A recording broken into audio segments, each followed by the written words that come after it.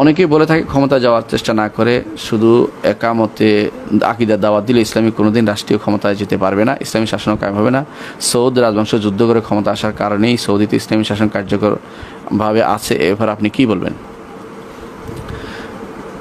দেখুন, আল্লাহ তাআলা প্রত্যেককে তার দায়িত্ব অনুসারে জিজ্ঞাসা করবেন। আপনার দায়িত্ব যতটুকু অতটুকু আয় করেন, আর অতিরিক্ত নফল কাজটা আপনি না করলে আপনাকে জিজ্ঞাসা করবে না। ইসলামী রাষ্ট্র প্রতিষ্ঠা করা হচ্ছে অতিরিক্ত দায়িত্ব। ইসলামী রাষ্ট্র প্রতিষ্ঠা করার আশা থাকা, ইসলামী রাষ্ট্র প্রতিষ্ঠা করবেন, ইসলামী রাষ্ট্র প্রতিষ্ঠা করার জন্য প্রচেষ্টা চালানো, এটা হারাম নয়, এটা অবশ্যই চেষ্টা করবেন। কিন্তু এটা হচ্ছে অতিরিক্ত দায়িত্ব। মূল দায়িত্ব হচ্ছে আকীদার দাওয়াত দিতে হবে, আকীদা শুদ্ধ করতে হবে, এটা মূল দায়িত্ব। রাসূলুল্লাহ সাল্লাল্লাহু আলাইহি ওয়াসাল্লাম আকীদার দাওয়াত দিয়েছেন এবং তিনি সারা জীবন আকীদার দাওয়াতই দিয়ে গেছেন এবং আকীদার দাওয়াত নিয়েই সাহাবায়ে কেরাম বিভিন্ন জায়গাতে ছড়িয়ে পড়েছেন এবং তারা আকীদার দাওয়াতের কারণে যুদ্ধও করেছেন। অর্থাৎ যুদ্ধটা হবে আকীদার কারণে, যুদ্ধটা রাষ্ট্রের কারণে হবে, রাষ্ট্র প্রতিষ্ঠার কারণে হবে না। রাষ্ট্র প্রতিষ্ঠা হয়ে গেলে আলহামদুলিল্লাহ, এটা হচ্ছে ইসলামী দৃষ্টিকোণ। আমি এটা আমার দৃষ্টিকোণ যেটা বুঝি এটা বললাম। আপনি যদি কোনো দেখেন যে রাষ্ট্রের মানুষগুলোকে আকীদা শুদ্ধ করে ফেলছি, তাদের পথ দেখাইতে পারছি, এটা আলহামদুলিল্লাহ আপনার দায়িত্ব শেষ। যে যতটুকু দায়িত্ব, নিজের ব্যক্তিগত আকীদা শুদ্ধ করতে হবে, পরিবারের লোকদের আকীদা শুদ্ধ করতে হবে, সমাজের লোকদের আকীদা শুদ্ধ করতে হবে এবং যারা ক্ষমতাসীন তাদেরকে আকীদার দাওয়াত দিতে হবে। এটা হচ্ছে ইসলাম বলে। আকীদা এবং শরীয়ত দাওয়াত প্রত্যেককে দিতে হবে। নিজের পরিবারে শরীয়ত থাকতে হবে, নিজের মধ্যে থাকতে হবে, পরিবারে থাকতে হবে, সমাজে থাকতে হবে, রাষ্ট্রে থাকতে হবে। এটা শরীয়ত ইসলাম বলে, এতে কোনো সন্দেহ নেই। তবে লা ইউকাল্লিফুল্লাহু নাফসান ইল্লা উসআহা, আল্লাহ কাউকে তার সাধ্যের বাইরে কষ্ট দেন না এবং আল্লাহ তার প্রত্যেককে বুঝতে হবে যে দায়িত্ব কোনটা কর্তব্য আর কোনটা নফল কর্তব্য, কোনটা ফরজ কর্তব্য। নবী রাসূলগণ প্রত্যেকের উপর আল্লাহর দ্বীন কায়েম করা ফরজ ছিল, আল্লাহর দ্বীন কায়েম করা ফরজ ছিল। তারা আল্লাহর দ্বীন কায়েম করেছেন কিভাবে? প্রত্যেকে আকীদার দাওয়াত দিয়েছেন, আমলের দাওয়াত দিয়েছেন, আকীদা ও আমলের দাওয়াত দিয়েছেন, কিন্তু রাষ্ট্র প্রতিষ্ঠা করেছেন খুব কমই। শুধু রাষ্ট্র প্রতিষ্ঠা হলে শোনায় সোহাগা হবে, এটা ভালো, এটার থেকে বিমুখ করা যাবে না, এটা অবশ্যই ভালো জিনিস। কিন্তু এটা হবে কখন? ওয়াদাল্লাহুল্লাযীনা আমানু ওয়া আমিলুস সালিহাতি লা ইস্তাখলিফান্নাহুম ফিল আরদ। আল্লাহ তাআলা ওয়াদা করেছেন যারা ঈমান এবং আমল সালেহ করবে তাদেরকে আল্লাহ তাআলা দুনিয়ার বুকে সুপ্রতিষ্ঠিত করবেন। সুতরাং আজ যারা ইসলামী রাষ্ট্র কায়েম করার জন্য চেষ্টা চালাচ্ছেন, তারা ইসলামী রাষ্ট্র চেষ্টা করছেন, ভালো একটা কাজ, কিন্তু তারা এর আগে চেষ্টা করা উচিত নিজেদেরকে আকীদাগত পরিশুদ্ধ করা উচিত। আকীদাগত পরিশুদ্ধভাবে তিনি যেই রাষ্ট্র কায়েম করবেন সেই রাষ্ট্র কিসের রাষ্ট্র হবে? যদি সেটা ওয়াহদাতুল উজুদের রাষ্ট্র হয়, যদি তারা সর্বেশ্বরবাদের দিকে ডাকে, যদি সেটা যদি কোনো আল্লাহর নাম গুণকে অস্বীকারী একটা রাষ্ট্র হয়, তাহলে কিসের জন্য দাওয়াত, কিসের ইসলাম পালন করছে তারা? তাই ইসলামের মূল যে জিনিস, মূল যে স্পিরিট, মূল যে শক্তি, এই মূল যে দাবি, সেটা হচ্ছে আল্লাহ তাওহীদ প্রতিষ্ঠা করা। এটা তো তাদের দ্বারা প্রতিষ্ঠিত হয়নি, তাহলে তারা কিসের দাওয়াত দিচ্ছে, এটা আগে তাদের জেনে নিতে হবে। যারা দিন কায়েমের জন্য চেষ্টা করছে, দিন আকীদা কায়েম করতেছে, তারাই কিন্তু দিন কায়েমের চেষ্টা করতেছে। অর্থাৎ যারা আকীদার কাজ করে যাচ্ছে তারা দিন কায়েমের চেষ্টা করতেছে। এদের থেকে যদি বাড়তে যদি কোনো আকীদার পরিশুদ্ধ হয়, তারপর যদি কোনো দিন কায়েমের দিকেও যায়, দিন কায়েম অর্থাৎ রাষ্ট্র প্রতিষ্ঠার দিকেও যায়, তাহলে আরও বেশি বেগবান হয়, তাহলে এটা শরীয়তে নিষেধ নেই। কিন্তু মূল দায়িত্ব একজন মানুষের হচ্ছে আকীদা পরিশুদ্ধ করা, আমল পরিশুদ্ধ করা, এটা হচ্ছে মূল দায়িত্ব। আকীদা এবং আমল পরিশুদ্ধ না হলে কোনো কিছুই পরিশুদ্ধ হবে না, কোনো কাজে আসবে না। আপনি সারা দিন যদি আপনি গাছের গোড়া কেটে দিয়ে উপর দিয়ে পানি ঢালেন, সেটা কাজে লাগবে না। আপনাকে অবশ্যই মজবুত করতে হবে। আসলুহা তায়াবিতুন ওয়া ফারউহা ফিস-সামা। আল্লাহ তাআলা যেটা কোরআনে কারীম বলেছেন, মাসালু কালিমাতিন তাইয়্যিবাতিন কাশাজারাতিন তাইয়্যিবাতিন আসলুহা তায়াবিতুন ওয়া ফারউহা ফিস-সামা। যে মাসালু কালিমাত তাইয়্যিবা লা ইলাহা ইল্লাল্লাহ, কালিমা তাইয়্যিবা লা ইলাহা ইল্লাল্লাহর উদাহরণ দিচ্ছেন আল্লাহ তাআলা। আসলুহা তায়াবিত, মজবুত হয়ে আছে ঈমানদারের অন্তরের ভিতরে, কোনোদিন না এদিক সেদিক নড়াচড়া করে না। কালিমাতুল লা ইলাহা ইল্লাল্লাহর অর্থই যেখানে এই মানুষগুলো বুঝে না, লা ইলাহা ইল্লাল্লাহর অর্থই যেখানে করা হয় আল্লাহ ছাড়া কোনো সার্বভৌম অধিকারী নেই, আল্লাহ ছাড়া কোনো ক্ষমতার অধিকারী কেউ নেই, আল্লাহ ছাড়া কারো কোনো আইনদাতা নেই, বিধানদাতা নেই, এগুলি লা ইলাহা ইল্লাল্লাহর অর্থ নয়। এগুলো লা ইলাহা ইল্লাল্লাহ অবশ্যই এগুলি সাব্যস্ত করে, হ্যাঁ এগুলি অবশ্যই বাধ্যতামূলক, কিন্তু এগুলিকে লা ইলাহা ইল্লাল্লাহর অর্থ নেওয়া এর পরবর্তী ধাপ হচ্ছে লা ইলাহা ইল্লাল্লাহ। সেটা কি?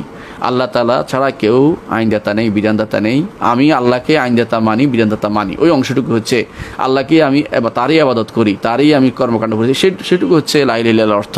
আমার কাজ কি, সেটা হচ্ছে লা ইলাহা ইল্লাল্লাহর অর্থ। শুধু বিশ্বাস করাটা লা ইলাহা অর্থ, বিশ্বাস করাটা হচ্ছে রুবুবিয়তের অংশ। সুতরাং আমরা যারা এই ভুলের মধ্যে আছি, আমাদেরকে ফিরে আসতে হবে এবং মনে করতে হবে যে অবশ্যই ইসলামী শাসন কায়েম করা জরুরি, কিন্তু ইসলামী শাসন কায়েম করাটা হচ্ছে আকীদা এবং আমল পরিশুদ্ধ হওয়ার পরে সেটার ফসল হবে ইসলামী রাষ্ট্র কায়েম করা, এবং সেটা যদি আমরা করতে পারি তাহলে হচ্ছে আমাদের দায়িত্ব আদায় করা হবে। আর যদি সেটা যদি করতে নাও পারি, আমরা যদি কোনো আকীদা পরিশুদ্ধ করতে পারি, তাহলে আমাদের দায়িত্ব আদায় হয়ে যাবে। ইসলামী যে ইসলাম কায়েম বা দিন কায়েমের যে নির্দেশনা কোরআন এবং সুন্নাহয় দেওয়া হয়েছে সেটা এর মাধ্যমে আদায় হয়ে যাবে। আকীদা এবং আমলের দাওয়াত দিলে হবে, আকীদা এবং শরিয়ার দাওয়াত দিতে হবে। আজ সবচেয়ে অবহেলিত জায়গা হচ্ছে আকীদা এবং শরিয়া। শরিয়া বিশ্বের কোথাও পড়ানো হয় না, শুধুমাত্র আরব দেশে কয়েকটি রাষ্ট্র ছাড়া। বিশ্বের সব জায়গায় শরিয়া এখন নিন্দিত। অনেকেই শরিয়ার শব্দ শুনলে তাদের মাথার ভিতরে ভয় ঢুকে যে হাত পেটে হাত পা কেটে দিচ্ছে বা এই করছে সেই করতেছে বা মেরে ফেলতেছে, গুলি করতেছে, পাথর মারতেছে, এগুলি মাথার ভিতরে ঢুকে আসে। শরিয়া শুধুমাত্র হুদুদ নয়, শরিয়া ব্যাপক জিনিস। শরিয়া ব্যাপক জিনিস। শরিয়া একজন মানুষের জীবনের শুরু থেকে জীবনের দুনিয়া থেকে আসার আগ থেকে শুরু হয়, মৃত্যুর পর পর্যন্ত গিয়ে পুরো কাজটাই তার শরিয়াতের অন্তর্ভুক্ত। এর কোনো অংশ শরিয়াতের বিধিবিধানের বাইরে নেই। সুতরাং এটা মানতেই হবে। শরিয়া না মানার কারণে আজ বেশিরভাগ মানুষই, যারা অনেকে ইসলামের কথা বলে, আবার দেখবেন যে তারা গণতন্ত্র মানছে, সমাজতন্ত্র মানছে, বিভিন্ন তন্ত্রমন্ত্রে বিশ্বাসী হয়ে যাচ্ছে, নতুন নতুন তন্ত্র আবিষ্কার করছে, এক একজনে এক একটা থিওরি দিচ্ছে। কিন্তু শরিয়া মানার ক্ষেত্রে তাদের কোনো চিন্তা ভাবনা নেই শরীয়ত নিয়ে। তারা মনে করে শরীয়ত চলবে ঘরের ভিতরে, শরিয়া চলবে বাইরে চলবে না, শরিয়া বাইরে চলবে না, এটাই তাদের মাথার ভিতরে ঢুকে আছে। এটা ঠিক নয়। শরিয়া অবশ্যই প্রত্যেক জায়গাতে সেটা অ্যাপ্লিকেবল এবং শরিয়াকে মানতে হবে। প্রত্যেক ঘর বাইর সমাজ রাষ্ট্র সব জায়গাতে শরিয়াকে প্রতিপালন করতে হবে, মানতে হবে।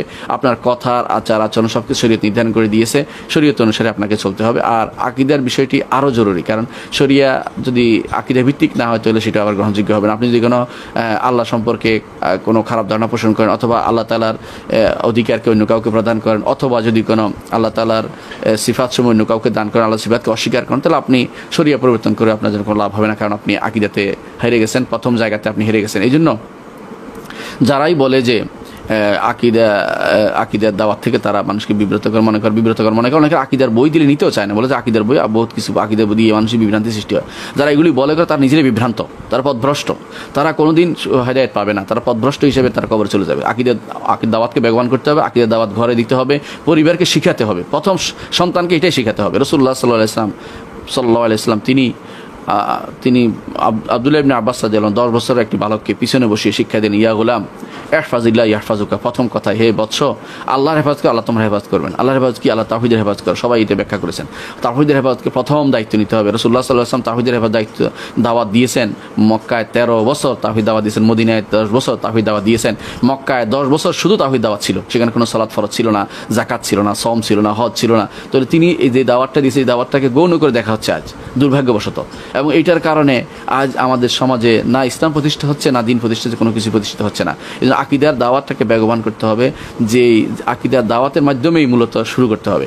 আপনি যে কথাটি বলেছেন সৌদি রাজবংশের কথা, সৌদি রাজবংশ আকীদার দাওয়াতের মাধ্যমে উঠে এসেছে। মনে রাখবেন, একমাত্র আকীদার দাওয়াতকে তারা যখন নিজেদের কর্মকাণ্ডে সব কিছু বানিয়ে নিয়েছেন, তখনই আল্লাহ তাআলা তাদেরকে সাহায্য করেছেন। আল্লাহ তাআলা কোরআনে কারিমে যে ওয়াদা করেছেন, সে ওয়াদা আল্লাহ তাআলা পূর্ণ করেছেন। ওয়াদাল্লাহুল্লাযিনা আমানু ওয়া আমিলুস সালিহাত লা ইস্তাখলিফান্নাহুম ফিল আরদ। তারা আকীদার দাওয়াত নিয়ে গিয়েছেন, এই জন্য আল্লাহ তাআলা তাদের সাহায্য করেছেন। সুতরাং আপনি আকীদার দাওয়াত নিয়ে আগান, আল্লাহ তাআলা আপনাকে সাহায্য করবেন। আকীদার দাওয়াতকে বেগবান করেন, আকীদার দাওয়াতকে আপনার অধীন, আপনার কথা যারা শুনে তাদের সবাইকে জানান যে এই আকীদা পোষণ করতে হবে, এই আকীদার বাইরে একটু আকীদাকে পোষণ করতে পারবে না, এবং এই আকীদার দাওয়াত দিতে হবে, এই আকীদার মানুষকে প্রসার করতে হবে। তাহলে আপনার ইসলাম প্রতিষ্ঠিত হবে এবং ইসলামী রাষ্ট্র প্রতিষ্ঠিত হবে, এবং সেটা আপনার জন্য হবে কল্যাণকর। আর যদি সেটা না করেন তাহলে সেটা কখনো কল্যাণকর হবে না। আপনি দেখেন শাইখুল ইসলাম মুহাম্মদ বিন আব্দুল ওয়াহাব রাহিমাহুল্লাহ, যার সাথে একসাথ হয়ে সৌদি রাজবংশ ক্ষমতা এসে, তারা কিন্তু ইমাম মুহাম্মদ বিন সৌদের সাথে তিনি কিন্তু এক চুক্তিতে এসেছেন যে আমি দাওয়াত দেবো আকীদার, তুমি তোমার সেনাবাহিনী নিয়ে তুমি বাকিগুলি করবে, কিন্তু আমি দাওয়াতের কাজ করবো। ঠিক তারা আজও দাওয়াতের কাজ করে যাচ্ছে, যে আলু শেখ যারা প্রত্যেকে দাওয়াতের কাজের মধ্যে এখনও আছে। আলহামদুলিল্লাহ, তাদেরকে আল্লাহ তাআলা কিয়ামত পর্যন্ত তাদের পরিবারকে দাওয়াতের মধ্যে রাখুন, এই দোয়াই করি। কিন্তু আপনার উচিত হবে, যারা আলেম যারা জ্ঞানী তার প্রত্যেকের উচিত হবে প্রথম দায়িত্ব হচ্ছে আকীদার দাওয়াতকে বেগবান করা এবং সেটাকে সব জায়গায় প্রসার করা, এবং এর মাধ্যমে যারা সহযোগিতা করবে আকীদার দাওয়াতকে, তাদের আল্লাহ তাআলা তাদেরকে দিয়ে ক্ষমতায় বসাবেন। মনে রাখবেন, যদি কোনো কেউ আকীদার দাওয়াতকে প্রসার করে তাহলে আল্লাহ তাআলা তাদেরকে অন্য সব কিছু তাদেরকে দিবেন, এবং তাদের মধ্যে আল্লাহ তাআলা যেটা ওয়াদা করেছেন, যে আল্লাহ তাআলা ওয়াদা করেছেন যে সমস্ত জনপদ যদি আল্লাহর দিনকে মেনে চলে, আল্লাহ তাআলার কথা মেনে চলে, আল্লাহর বিধানকে মেনে চলে, আল্লাহ তাআলা তাদেরকে ওয়াদা করেছেন। কোরআনে কারিমে আল্লাহ তাআলা বলেছেন যে লা আকালু মিন ফাওকিহিম ওয়া মিন তাহতি আরজুলিহিম, তারা উপর থেকে খেতে পারবে, নিচ থেকেও খেতে পারবে। অর্থাৎ উপর থেকে আল্লাহ তাআলা তাদের জন্য বৃষ্টির ব্যবস্থাপনা করে দিবেন, রিজিকের ব্যবস্থাপনা ফয়সালা উপর থেকে হয় সেটা করে দিবেন। আর নিচে অর্থাৎ মাটির নিচ থেকে তাদের জন্য খনিজ সম্পদের ব্যবস্থাপনা করে দিবেন, যেটা আমরা সৌদি রাজবংশের অবস্থান দেখতে পাই যে আল্লাহ তাআলা তাদেরকে উপর নিচ সব দিক থেকে বর্তমানে যে সমস্ত তাদেরকে দিয়েছেন, আগে আরও বেশি দিয়েছেন, এখন অনেকেই তাদের অবস্থার কারণে আল্লাহ তাআলা তাদের কমিয়ে দিচ্ছেন। কিন্তু আল্লাহ তাআলা যখন তারা দিন প্রতিষ্ঠা করেছে তখন তাদেরকে আল্লাহ তাআলা সব দিক থেকে দিয়েছেন, অর্থাৎ দিন প্রতিষ্ঠা তাদেরকে আকীদা ভিত্তিক তখন এগিয়ে গিয়েছে। মালিক ফাহাদ রহমতুল্লাহ আলাইহি তিনি একবার মদিনাতে তিনি আমাদের মদিনা ইউনিভার্সিটিতে একবার তিনি একটা ভাষণ দিলেন। সেই ভাষণে তিনি বলছেন যে আমার বাবা যখন তিনি খুদ ইসলামী রাষ্ট্র প্রতিষ্ঠা করেন, তখন এই রাষ্ট্র যখন প্রতিষ্ঠা তখন কোনো তেল ছিল না, সেখানে কোনো কিছুই ছিল না।